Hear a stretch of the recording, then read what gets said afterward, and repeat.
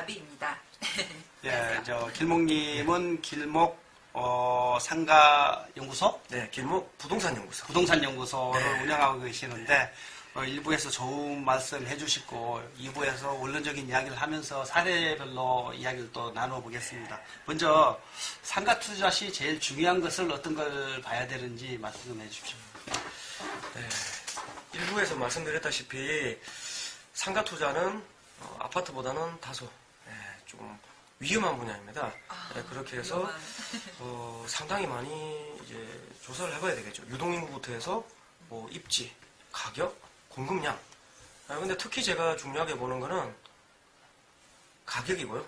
예를 들어 분양상가 같으면 분양 가격, 수익률을 맞출 수 있을지. 예를 들어 정기예금금리가 한 2%니까 예를 들어 수익률이 한 4.5%? 5%는 되지 않겠습니까?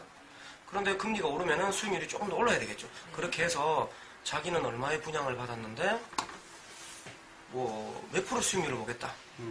그러면은 과연 월세를 얼마 정도 받을 수 있을지 보고 투자를 하셔야 되고 가격과 더불어서 입지가 굉장히 중요하죠. 입지.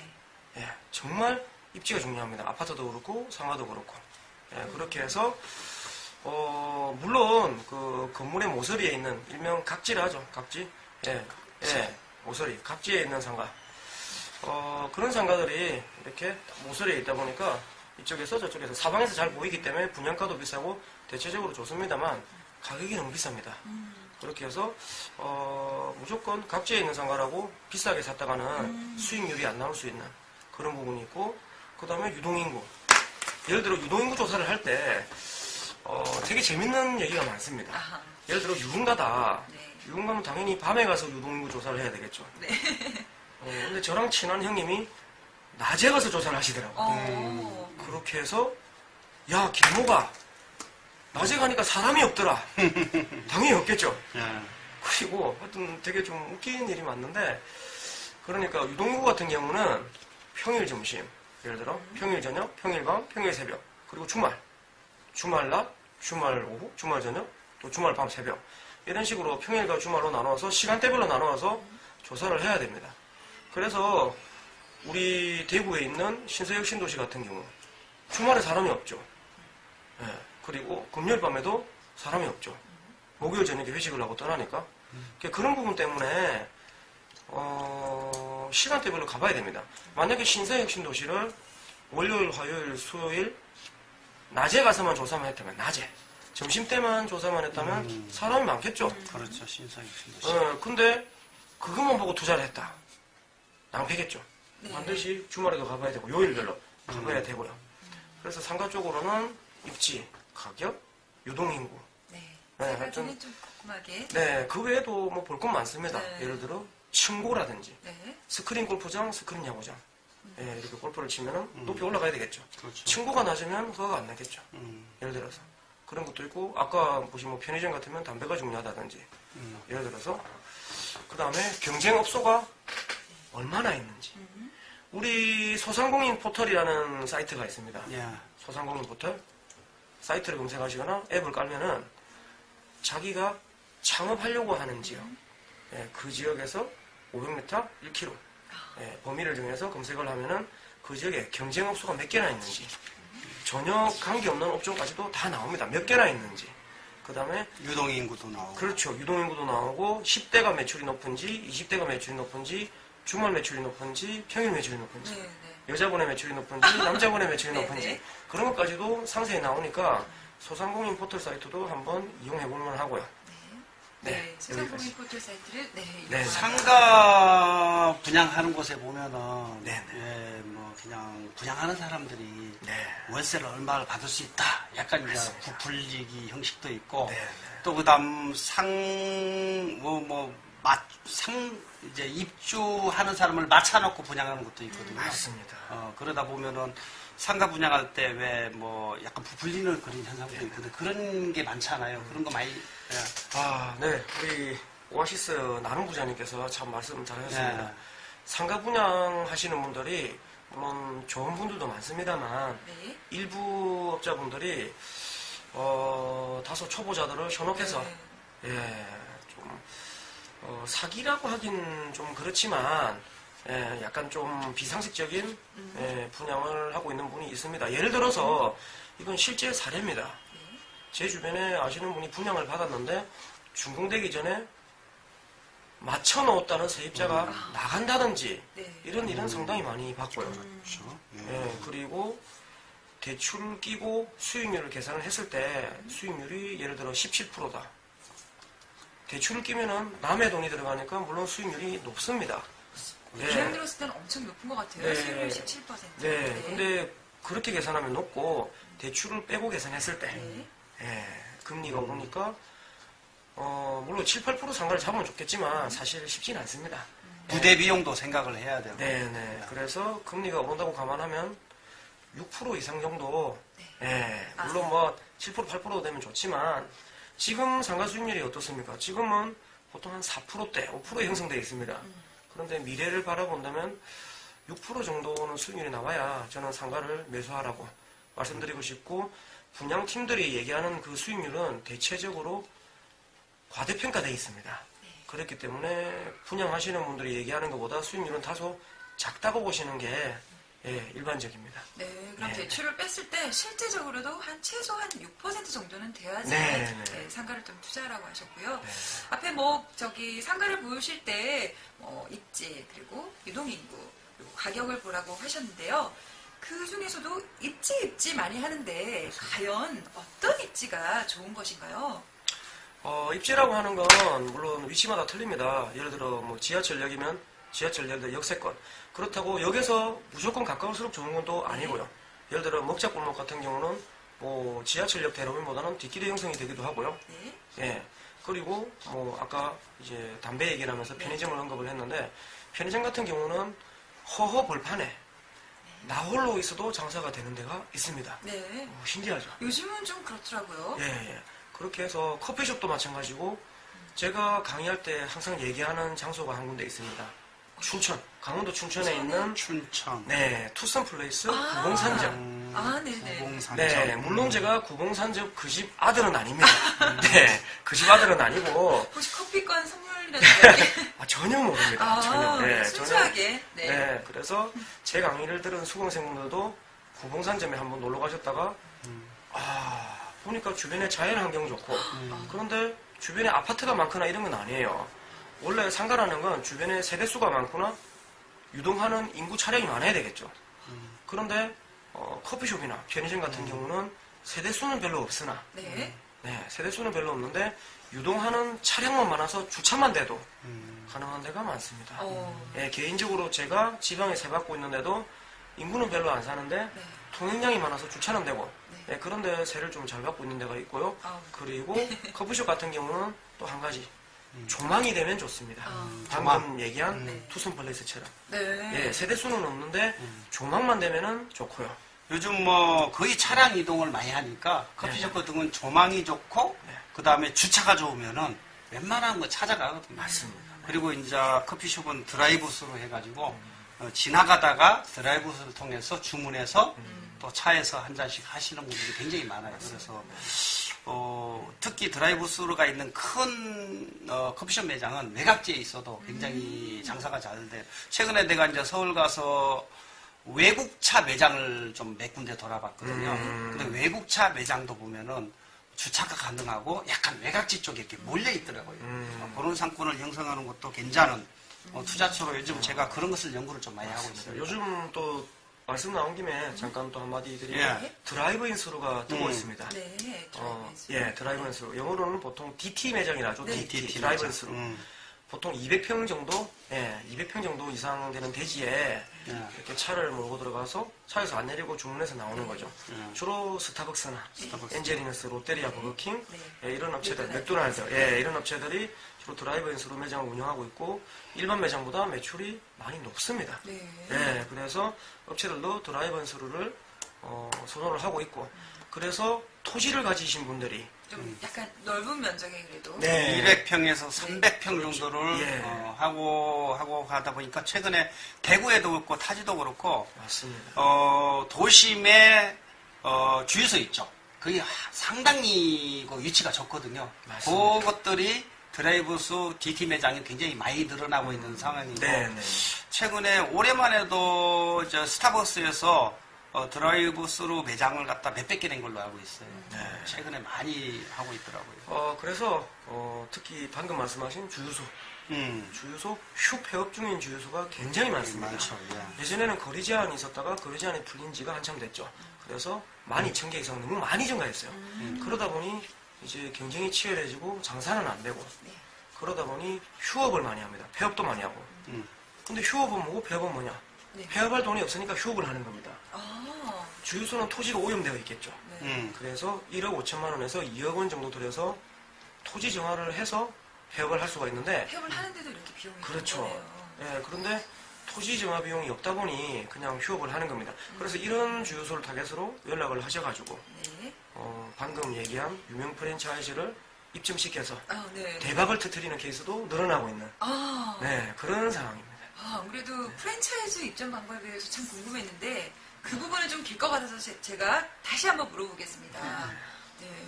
그리고 뭐 상가 입지를 할 때 보통 뭐 1층 상가에 좀 얼굴이라고 많이 하잖아요. 그런데 1층 말고 다른 높은 층들은 절대로 투자를 하면 안 되는 것인가요? 1층만 주의 깊게 봐야 되는 것인가요? 네, 저한테도 평소에 좀 많은 질문을 하시는 부분인데 네. 서울 같은 경우는 1층이든 2층이든 3층이든 네. 수요가 많은 지역이 많죠. 서울 같은 데는. 네. 네, 그런데 경기도 외곽이나 지방으로 내려오면 2층부터는 공실이 많습니다. 네네네. 공실이. 예, 그렇기 때문에 특히 지방 같은 경우는 만약에 통상가를 샀는데 1층만 채워지고 2층부터는 공실이 나면 참 난감하겠죠. 네네네. 물론 수익률을 보면은 1층보다는 2층, 3층, 4층이 저렴하기 때문에 2층부터 올라갈수록 수익률은 높습니다. 그렇죠. 상대적으로 좀 뭐 저렴하잖아요. 그렇죠. 그- 비싸게, 네. 1층만 비싸게 하니까 네. 2층부터는 수익률이 높은 게 사실이나 공실일 가능성이 높죠. 그렇죠. 반드시 공실을 생각을 하셔야 됩니다. 경기도 외곽이나 지방에는. 네, 그런 것 때문에 웬만하면 1층을 하시라 말씀드리고 싶고 서울은 통상가가 유효합니다. 아, 서울은. 네, 땅값이 워낙 많이 오르기 때문에. 윗집마다 틀리겠죠. 이제 약간 예, 외곽지에 물론- 이렇게 네. 안 되는 데는 2층 공실이 많을 거고 이제 상권이 살아있는 네. 2층도 뭐 예를 들어서 뭐 병원이라든가 아니면 사무실이라든가 여러 가지 쓸 수 있는 수요층이 있으면 괜찮은 건데 특히 신도시에 1층 말고 2층, 3층이 공실이 꽤 많이 늘어났거든요. 그런 것을 좀 조심해야 될 것 같은 생각이 좀 듭니다. 상가 분양하신 분들의 이야기 들어보면은 한 5층, 6층에 상가를 지었다 하면은 1층 분양만 하면은 본전을 찾았다고 이야기하거든요. 맞습니다. 1층에서 그만큼 거의 다 뽑으려고 수익을 기대하시려고 1층은 하더라고요. 1층을 분양하면은 최소한 투자금 뽑았고 그다음 2층, 3층, 4층 하는 것으로 남는다. 네. 그렇게 이제 하시더라고요. 그게 맞습니까? 네. 제가 강의 시간에 이런 이야기를 합니다. 아, 같은 돈으로 어디에 투자할 것인가? 네. 같은 돈으로. 예를 들어 뭐 소액으로는 전세 끼고 아파트를 하시거나 분양권을 하시거나 뭐 경매도 가능하죠. 소액으로 하시고 돈이 좀 모이시면은 상가도 하시고 네. 예를 들어 뭐 재개발 재건축에 손을 대시는 분도 있고 토지에 손을 대시는 분도 있고 다양합니다. 물론 네네. 뭐 토지도 소액도 가능하고 뭐 한데 예를 들면 이제 그렇다는 얘기죠. 그런데 돈이 좀 많이 모였다. 많이 모이면 시행을 하게 됩니다. 아유, 땅을 사서 지금까지. 네. 예, 땅을 사서 건물을 분양을 하죠. 짓는. 예. 최종의 목표라고 네, 하나요? 그래서 제 주변에 지인분들도 지인이 되게 많습니다. 지인이 많죠. 뭐 김지인 씨, 안지인 씨, 박지인 씨 지인이 되게 많습니다. 지인. 네. 지인이라는 이번에 부동산 네네. 사이트도 하나 네네네 있습니다. 맞습니다. 아, 부동산 지인 맞습니다. 부동산지. 네네네. 그 지인 말하는 건 아니에요. 그 지인은 아닙니다. 두 분이 농담을. 네. 제가 아재 개그 전문이라서 네. 개그 콘서트에 한번 나가려고 생각을 하고 있다가 얼굴이 조금 좀 누구랑은 안 맞는데 너무 잘생기신 네. 얼굴. 아. 이런 뜻이죠? 그래서 제가 바비님을 존경하고 아우, 있습니다. 네. 실질적으로 많은 사람들이 이제 돈을 벌고 나면은 이제 건물을 짓고 시행을 하려고 이제 많이 또 하기도 하는데 맞습니다. 이런 이야기 있어요. 건물을 지으면은 10년 묵는다고. 어. 그만큼 어렵다는 거거든요. 네, 좀 뭐 쉽진 않은 분야인데 아. 어쨌든 돈이 좀 있으면 대출을 끼고 토지를 사셔가지고 네, 건물을 지어서 분양을 하고 일단 뭐 처음에 한 번 정도 성공을 하시면은 제 주변에도 그런 분들 많아요. 처음에는 좀 힘들어서 대출을 최대한 끼고 시행을 하셨는데 한 개 성공하니까 그 다음 하나 성공하는 건 또 쉽더라고요. 네. 그런 식으로 해서 자산을 수십억대 또는 수백억대까지 굴린 분도 주변에 많습니다. 아우, 주변에 많으신가요? 네. 길몽님 저기 한번 소리 좀. 시행하고 싶은 생각은 상가에서 시행까지. 제가 아직까지는 좀 자금이 딸려서 네네. 그런 질문을 하시는 나눔 부자님이 혹시 시행에 욕심이. 시행까지는 생각이 좀 없고 네. 지금 현재는 제가 도심에 이제 특히 수도권 쪽에 네. 인천하고 이쪽에 좀 돌아다니고 있는데 네. 아까 이야기했던 폐업 직전에 네. 주유소라든가 네. 아니면은 500병이나 600병의 대지를 이용해서 네. 아까 스타벅스나 프랜차이즈 커피숍에 입점을 시킨다든가 아니면 아까도 이야기했듯이 외제차 있죠. 외제차가 매장. 그 다음에 LG 프라자, 삼성 프라자 있죠. 네. 그런 쪽을 입점할 수 있는 그런 땅들을 많이 보고 다녔습니다. 네. 최근에. 그래서 그 프랜차이즈 회사도 접촉을 많이 했고 이렇게 지금 생각하고 있는 땅도 있고 약간 그런 쪽에 관심을 좀 가지고 있습니다. 네. 네. 다음에 한번 자세하게 좀 알려주세요. 예, 같이 한번 해보도록. 예. 프랜차이즈 입점하니까 안 그래도 예. 궁금했었는데요. 김웅님께 또 질문을 드리겠습니다. 네네네. 이렇게 이제 상가를 이제 사게 됐어요. 네. 그런데 사실은 이게 건물주들은 1층에 또는 뭐 2층이라도 프랜차이즈 하나 들으면 정말 안심이 되잖아요. 맞습니다. 이 네. 프랜차이즈를 좀 입점시키는 방법들이 있을까요? 네. 저도 개인적으로 프랜차이즈에 세를 받고 있습니다만 건물주들의 꿈이죠. 네. 그래서 자기 돈이 한 1억, 2억 정도 들어갔다. 그것도 대출 포함해서. 네. 그러면 사실 좀 예전에 비해서 부동산이 많이 올랐죠. 계속 인플레이션이 되기 때문에. 예, 돈은 계속 이렇게 발행을 하면 됩니다. 그래서 화폐 가치는 계속 떨어지게 돼 있고, 그래서 부동산 가격이 많이 올라왔는데, 대출 포함해서 1, 2억 정도라면 프랜차이즈를 입점시키기는 사실 쉽지는 않습니다. 아, 그런가요? 예, 쉽지는 않고. 현금 1, 2억. 그렇죠. 대출 포함해서 1, 2억. 포함해서 1, 2억. 포함해서. 쉽지 않겠죠? 그런데 대출 포함해서 만약에 한 4억 후반대, 5억 넘어갔다. 물론 이건 지역에 따라 틀립니다. 네. 지금 그냥 지방을 전제로 얘기하는 네. 겁니다. 지방을 전제로. 그래서 지방에 그냥 뭐 일부 지역을 전제로 예를 들면 한 4억 후반대, 5억, 6억 정도 투자했다. 대출 포함해서. 네. 그 정도 했는데 예를 들어서 뭐 개인 가게가 들어왔다. 네. 요즘 좀 장사가 잘 안 되는 사업들이 있죠. 개인 문구점. 문부점. 네. 다이소한테 치여서 알파 네. 문구에 치여서 네. 드림디포에 치여서 잘 안 되죠. 아니면 미용실 너무 많아서 잘 안 되죠. 이동통신. 예전에는 개인 이동통신 가게가 잘 됐습니다. 네. 그런데 단말기 통신법 이후로는 네, 단통부. 직영점이 많이 들어섰죠. 몰라서 그렇군요. 개인보다는 직영이 낫죠. 네. 네, 직영이 낫고 그런 이제 트렌드가 있습니다. 좀 뜨는 업종들이 있죠. 다이소가 뜬다든지 올리브영이 뜬다든지 예. 편의점이 뜬다든지 커피숍이 뜬다든지 이런 트렌드가 있는데 어쨌든 건물주 입장에서는 프랜차이즈를 맞추려고 하는데 소액으로는 쉽지 않고 돈을 조금 매덕 붙는다면 프랜차이즈를 넣어야 되는데 네. 그럼 프랜차이즈를 어떻게 유치하느냐? 네, 그게 정말 궁금해요. 네, 그게 굉장히 궁금하신 분이 많습니다. 그러니까 네. 부동산에 네. 가서 얘기를 하는 건지. 네, 네. 진짜 그래서 궁금해요. 뭐 저 같은 경우도 제가 나선다고 해서 다 되는 건 아닙니다.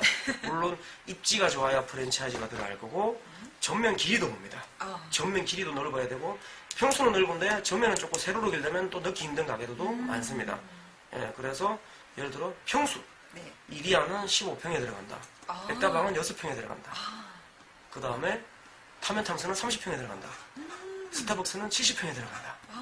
예를 들어 그런 부분들 있죠. 업체마다 또 이렇게 또 그 평수 기준까지 있군요. 네네. 예를 들어 뭐 백다방은 정말 네, 작은 평수로 가능하네요. 네. 6평. 네. 그리고 예를 들어 뭐 아리따움 같은 화장품 가게, 작은 화장품 가게는 보통 12평 기준이라든지 뭐 식당 계열들 있죠. 삼겹살집이나 식당. 네. 보통 뭐 35평, 40평 이런 가게들도 많고요. 자, 그렇다면 어떻게 넣느냐? 일단은 돌아가는 개념을 좀 이해를 하시면 좋습니다. 자, 지형 가게가 있고 가맹점이 있습니다. 네네, 그렇죠. 예, 스타벅스나 커피빈 폴바셋은 지형만 있습니다. 그러면은 제가 건물주이다. 네. 그러면 건물주인 제가 스타벅스에 바로 세를 나면 스타벅스 본사가 세입자가 되는 겁니다. 그런 본사가 대리점주가 네. 아니라 본사가 네, 그렇죠. 세입자가 되는 거죠. 그래서 스타벅스는 창업이 안 되는 대표적인 업종이죠. 직영만 하고 있습니다. 직영으로 해서 그 매출액의 14%를 이제 주인한테 주는 임대료를 예, 말씀이시죠? 임대료가 그 건물을 지어오면은 뭐 1,000만 원이다, 1,500만 원 이렇게 주진 않고 네. 이제 그러니까는 스타벅스 본사와 건물주하고 이제 협약 관계예요. 그래서 그 땅 주인이 건물에 뼈대는 올려주고요. 네. 올려주고 그 안에 내부 인테리어나 영업의 이익은 다 스타벅스 본사에서 다 운영을 해줍니다. 다 운영을 해주고 매출의 14%를 주인한테 주는 거예요. 예. 그래서 그렇게 운영을 하니까 대충 제가 이제 따져보니까 스타벅스의 주인이 한 1,500에서 왔다 갔다 이렇게 가져가더라고요, 보니까는. 수익이 제가 연구 많이 했습니다. 수익 지금. 말씀이세요? 예, 수익이죠. 월수익. 월수익이. 월수익이 그렇게 가져가더라고요. 우리- 많이 매출을 한 데는 1억까지 하면은 네. 1억이 한 달에 매출이 1억 일어났다 하면은 14%니까 얼마입니까? 네, 1,400만 원이죠. 월. 네. 이렇게 수익이 나눠가지고 2억이 매출이 있다는 게 매출마다 들으니까 지역마다 위치마다 되는데 근데 스타벅스에서 다 들어오진 않겠죠. 시장 조사를 해서 들어오고. 정말 대단하십니다. 우리 나눔 부자님께서 제가 참 정말 또 제가 아니. 개인적으로 친하고 존경하는 형님인데 네. 개인적으로. 제가 이제 상가 이 시장을 떠나야 되겠습니다. 너무 잘 알고 계셔서 아니 최근에 제가 관심 분야에서 많이 이야기해요. 제가 근데 이제 지금 현재 보면은 직영으로 많이 하는 데가 많아요. 그래서 요즘 직영으로 해야지 월세를 많이 받는다고 이야기를. 그죠. 예. 저희는 이제 여자분들은 사실 스타벅스도 좋지만 폴바셋 좋아하거든요. 네, 직영으로 폴바셋. 되잖아요. 그렇구나. 그래서 제가 좀 부가적으로 말씀을 더 드리면은 예를 들어 패스트푸드 있죠. 네. 버거킹이나 버거킹. 그런 패스트푸드 계열은 보통 11% 정도. 물론 업체마다 조금 틀리겠지만 커피보다는 마진이 좀 작겠죠. 네. 원가가 좀 세니까. 그것도 11%를 갖다 주인한테 준다는 거예요. 네네네. 직영점 때문에. 그렇죠. 버거킹도 월세를 주는 데가 있고 그렇게 주는 데가 두 가지 종류로 하더라고요. 하여튼 커피숍이랑 패스트푸드 계열은 월세를 고정적으로 주는 매장도 있고 그런데 갈수록 네. 방금 우리 나눔 부장님 말씀하신 것처럼 매출액 대비 몇 프로 그렇게 이제 많이 이런 늘어나는. 식으로, 늘어나는 추세다 보시면 되고 자 그렇다면 직영점이 들어온다면은 건물주가 신경 쓸 필요가 없는데 그렇죠. 가맹점이 들어온다면 아무래도 프랜차이즈 전체적으로 볼 때 직영보다는 가맹점이 훨씬 많습니다. 그렇죠. 가맹점이 그렇죠? 김모 씨, 박모 씨 가맹점주가 수천만 원, 1억, 2억, 3억 들고 창업을 하게 되죠. 네. 그렇죠. 그런데 가맹점주를 그러면 누가 구하느냐? 그러니까요. 예를 들어 건물주가 재면은 제가 구할 수도 있고요. 네. 소장님한테 부탁을 드려서 소장님이 구할 수 있습니다. 그리고 프랜차이즈 본사에서 네네. 혹시 가맹을 할 사람이 본사에 전화를 미리 걸어서 가게가 나오면은 또 연결을 시켜주기도 하겠죠. 네네. 본사에서 그렇게 하기도 하고 또 하나 창업 컨설팅 업체가 있습니다. 각 지역마다 네이버에서 창업 컨설팅 검색하시거나 창업 아니면 네. 창업 컨설턴트 이런 식으로 뭐 비슷한데 검색을 하시면은 창업 컨설팅 업체가 많이 뜹니다. 이분들은 창업하실 분, 즉 가맹점주가 되실 분과 네. 건물주와 본사를 연결해 주시는 분들입니다. 그렇게 해서 이분들을 통해서 하거나 해서 방금 얘기한 여러 가지 방법으로 가맹점주를 구해서 건물 가치를 올리는 이게 또 상가 투자의 묘미죠.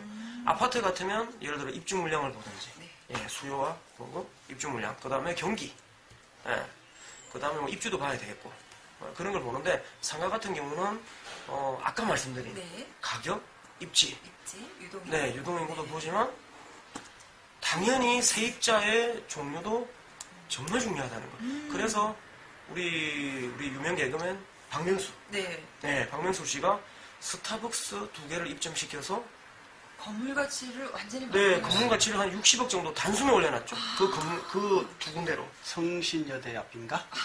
네. 3층짜리 상가, 1층에 상가 있고 2층, 3층이 그냥 사무실 정도로 썼는데 네. 1, 2, 3층을 통으로 이제 스타벅스를 잡아내는 우리 나눔 부장님이 참 모르는 게 없으십니다. 네. 저도 이제 관심이 많아가지고 많이 봐왔다. 또 다른 얘기도 한번 해보죠. 지금 뭐 스타벅스나 일반적인 뭐 임대료 얼마, 보증금 얼마 다르다는 얘기네요. 혹시 수수료 매장이라고 불러요? 어떻게 불러요? 네, 뭐 수수료 매장이라고 부르고요. 보통 뭐 뉴스에 보면은 매출 대비해서 네. 예, 수수료를 몇 프로 준다. 예, 보통 뭐 수수료 매장 그런 식으로 보시면 될 것 같습니다.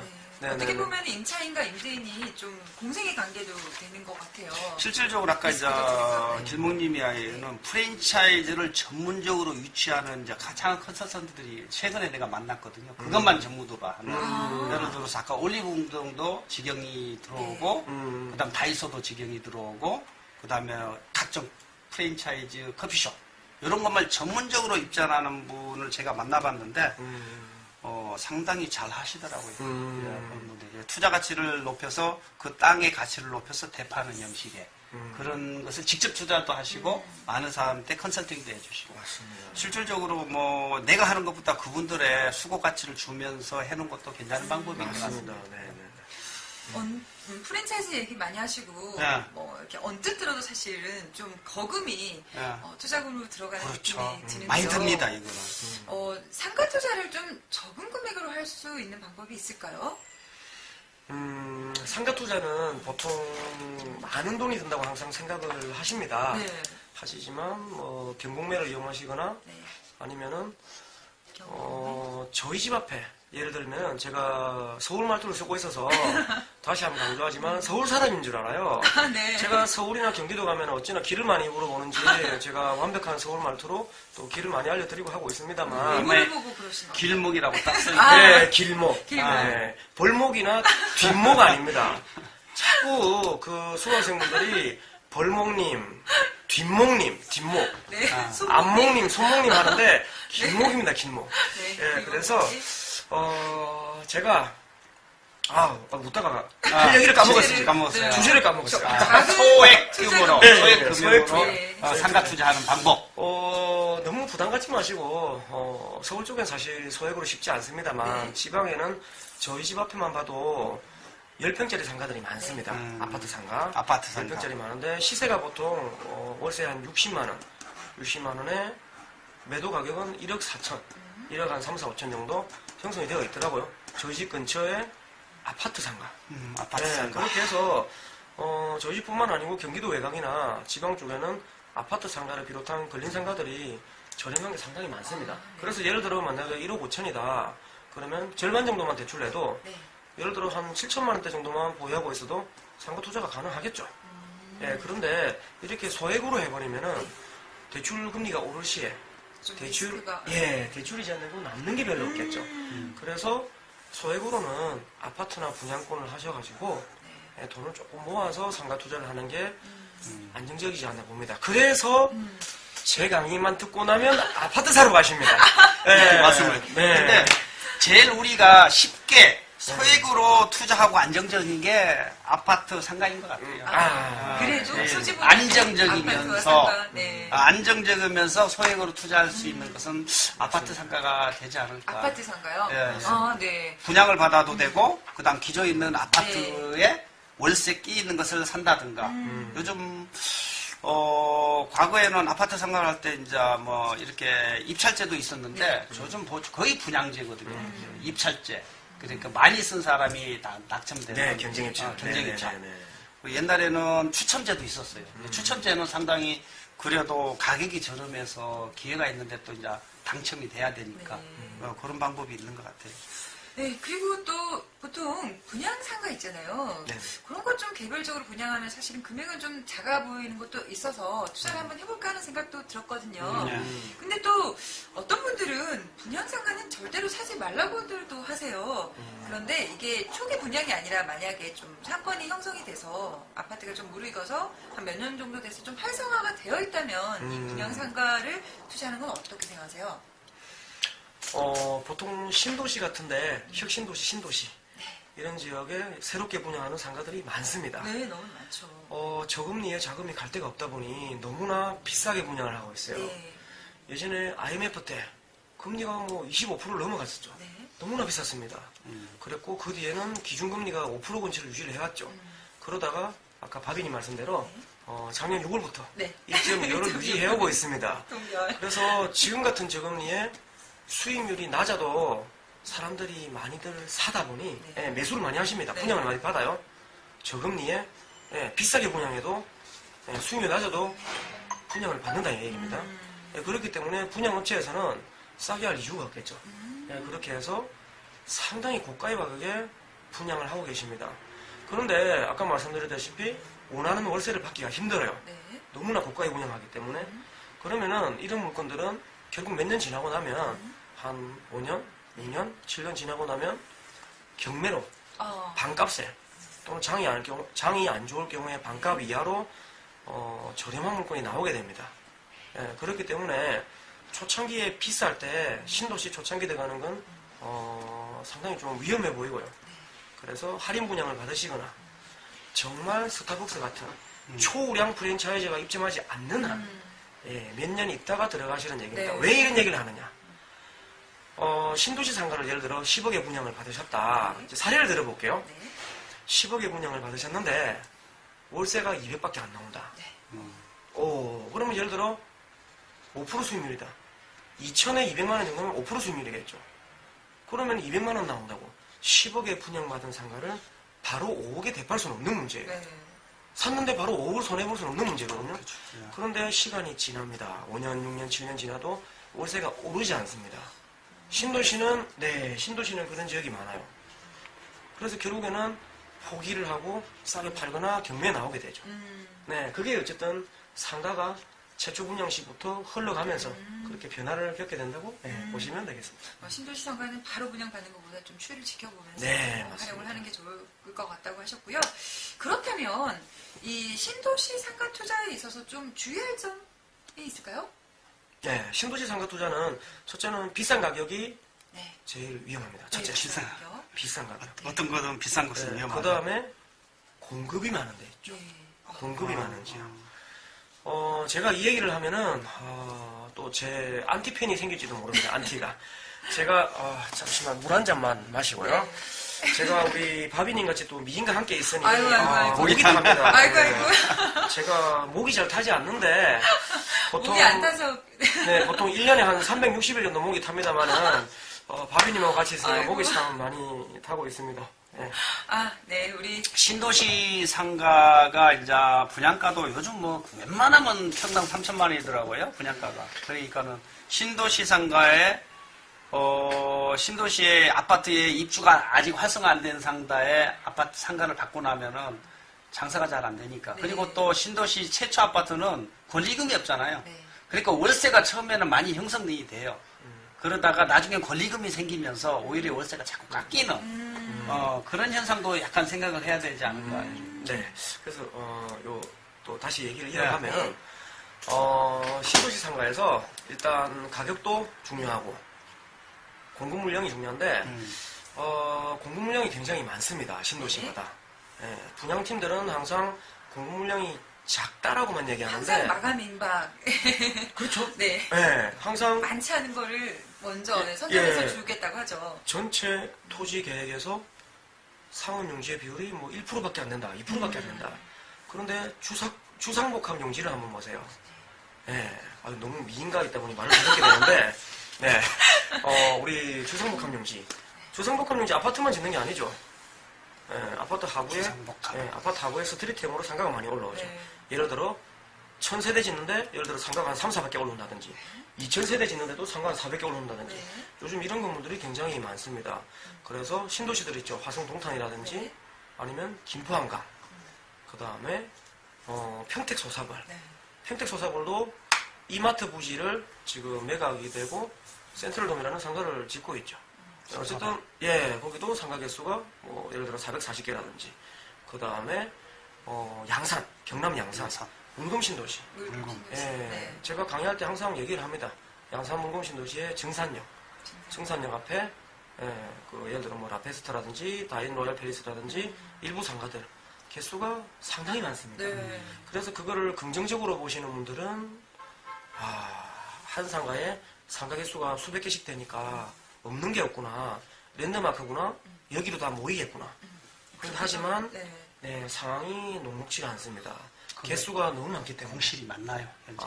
지금은 이제 아직 준공 상태가 아니고 지금 이제 터파기하고 공사하는 상황이라서 건물이 이제 올라오고 뭐 이런 상황이라서 뭐 지금 뭐 당장 뭐 딱히 얘기를 하기 힘들지만 준공이 다 되고 나면 예, 이런 건물들. 그 건물들만 있는 게 아니고 그 근처에 건물들이 많아요. 예, 예를 들면 그렇게 얘기하는 건데 그래서 건물이 너무 많이 올라오니까 세입자, 매수자 구하기 좀 쉽지가 않지 않나. 그래서 저는 기회를 엿보시라는 겁니다. 이렇게 공급이 많은 지역. 네. 방금 얘기한 뭐 동탄, 평택, 김포, 한강, 양산 외에도 정말 많은 지역의 신도시들이 공급 물량이 너무 많습니다, 상가가. 네. 그렇기 때문에 초창기에 비싸게 들어가는 것보다는 몇 년 있다가 경매물건 나올 거, 네. 급매물건 나올 거, 네. 이런 거를 한번 잡아보시면 상가 투자로 그나마 또 돈을 수월하게 벌 수 있는 예, 그럼에도 그런 불구하고 길이, 예. 마곡지구 있죠. 마곡지구. 마곡지구 같은 실질적으로 신규 상가를 분양받고 나서 네네네. 프리미엄이 상당히 많이 형성된 걸로 알고 있거든요. 네. 아, 예. 네. 연예인들도 좀 많이 가면서 네, 네. 모 사례를 보면 연예인이 네, 네. 뭐 마곡지구에, 치킨집에 네, 어. 가서 프리미엄이 갑자기 네, 네. 많이 네. 우리가 신문기사를 한번 봅니다. 신문기사를 보면은 그 분양팀에서 광고를 기사처럼 내요. 그쵸. 그렇죠. 예를 들어서 위례신도시 같은 데도 우리 서울 송파 하남 성남시에 있는 위례신도시 있죠. 그렇죠. 가보시면은 60% 이상 비어 있습니다. 그런데도 신문기사에 보면은 피가 2억 붙었다. 네. 예를 들어 문정역에도 피가 5억 붙었다. 음. 마곡지구에도 피가 3억 네. 붙었다. 물론 피가 붙은 데도 있습니다. 네. 그런 경우는 그럼 어떤 경우냐? 상가 분양 가격이 주변 시세에 비해서 적정하거나 네. 조금 저렴한 데다가 프랜차이즈가 들어가 있는 경우죠. 파리바게트나 스타벅스나 편의점이 들어가 있으면 분양가에서 피가 붙기도 합니다. 네. 근데 그거를 오해하시면 안 됩니다. 예, 오해하시면 안 되는 게 모든 서울에 있는 새로 짓는 상가들이 피가 다 붙는다고 보시면 안 되고요. 안 되죠. 적정 가격에 우량 세입자가 들어가 있을 경우 피가 붙고요. 제가 아는 사람은 서울 쪽에 상가 분양받으신 분이 몇 분 있는데 오히려 내리신 분도 많습니다. 그래서 마곡이든 위례든 네. 문정이든 새로 짓는 도시들이 상가가 다 피가 붙었다고 보시면 안 되고 일부 일부 우량 세입자 들어있는 상가들만 피가 붙어 있고 나머지 텅텅 비어 있는 공실 상가들은 당연히 피를 주고 사시면 안 됩니다. 예. 반드시 좀 현장에서 꼭 가봐야겠다는 생각이 드네요. 네. 이제 어려운 게 상가가 이제 상가 전문가가 돼가지고 그걸 바삭하게 이 분양가가 저렴한지 네. 비싼지 그걸 판단할 수 있는 능력이 있어야 되거든요. 그걸 쉽게 이제 이렇게 파악한다는 게 위치마다 쉽지가 않더라고요. 예, 그게 투자자로서 상당히 어려운 거. 그러니까는 초보 투자자라면은 꼭 신규 분양보다도 한 3년에서 5년 정도 지난 상가가 어디 보면은 그 시장에서 이 위치나 상권이나 이런 것을 이렇게 판단해 주는 거거든요. 맞습니다. 그게 이제 초보 투자는 꼭 그렇게 안정적으로 하는 게 쉽지 않을까 싶어요. 새로운 신규 분양을 하다가는 잘못하면은 좀 힘들어지기 때문에. 네네네. 그래도 자꾸 길목님 말씀을 들으니까 상가 투자를 좀 해보고 싶은 마음이 자꾸만 드는데요. 아, 그래요? 아우, 엄청 잘하시네요. 저처럼 이 초보 투자자들이 상가를 이렇게 좀 매수를 하려고 할 때 고려해야 될 점은 어떤 게 있을까요? 초보 투자자. 저 같은 경우는 지금 예전에는 장사도 오래 했습니다. 오래 했고 네. 그리고 그래서 저거 장사 쪽은 업종은 편의점 업종이지만 다른 장사 쪽에 어떻게 매출을 올리는가 이런 마케팅 노하우도 상당히 많고요. 편의점 말고 다른 장사도 좀 해보셨어요? 다른 장사는 안 했습니다. 네, 맞습니다. 안 해봤는데 장사를 하다 보니 주변에 장사하는 사람이 정말 많습니다. 그렇게 해서 예전부터 장사하는 분들 얘기를 많이 들어봤고요. 그래서 다른 업종도 제가 노하우를 좀 많이 터득을 했습니다. 네. 했고 그렇게 해서 초보 투자자는 좀 다른 업종 분들하고도 네네. 네. 자꾸 제가 너무 김홍님이 많은 걸 너무 많은 걸 알려주시려고 이야기하다 해서. 보니까 네, 네. 지금 맞습니다. 일단 저희가